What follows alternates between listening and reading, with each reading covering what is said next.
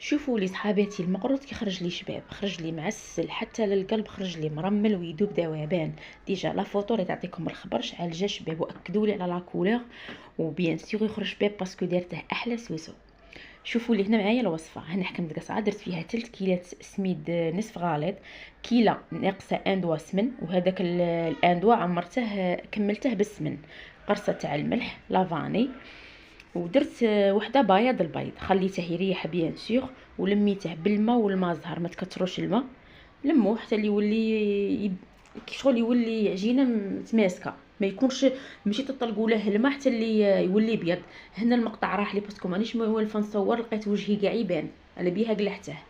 درت بودان ودرت فيه داك التمر اللي كنت فورته، وزدت له الجلجلان، زدت له القرفه، زدت له الكبابه مطحونه، مغرف ما زهر، ومغرف صغيره تاع دهان، لميته ودخلته في هذاك المقرود وطبحت.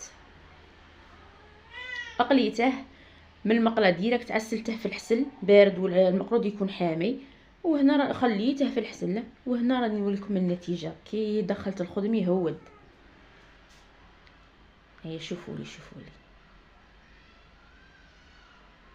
بصحتكم.